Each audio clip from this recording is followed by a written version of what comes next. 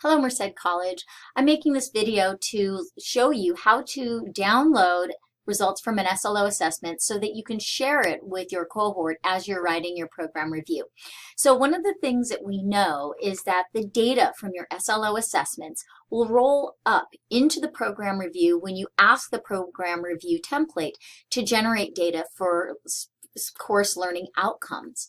The one thing that doesn't roll up, though, are those reflections that are so important in the discussions among the cohort members so that you can write an effective program review. So what I'm suggesting everybody do is make lead individuals bring back data from each course that was assessed that year for program review. So here's an example of how to do this. I was the lead for Biology 9, Introduction to Genetics, for our program review this year. I'm going to log in as a faculty in biology, select the semester that it was taught. It was taught fall 2018. I'm going to pull up my scorecard, which you can see has been completed. I'm going to go to the last student and then just say save again, so that I can go to the Results Explorer. There are a few different ways to do this, but I find that this is the easiest. You'll see all your data here. All you need to do is hit print, and here's your printed your document prepared for printing.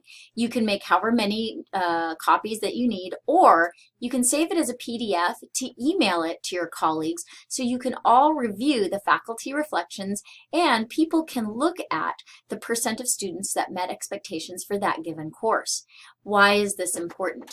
Well, in order to write an effective program review, it helps us as faculty to know how the students performed on each SLO in each course. So I take the lead for Bio 9, another instructor would take the lead for Bio 1, Bio 2, and so on, and we all come together and have a conversation about how our SLO assessments indicate levels of accomplishment or students meeting our expectations on our SLOs.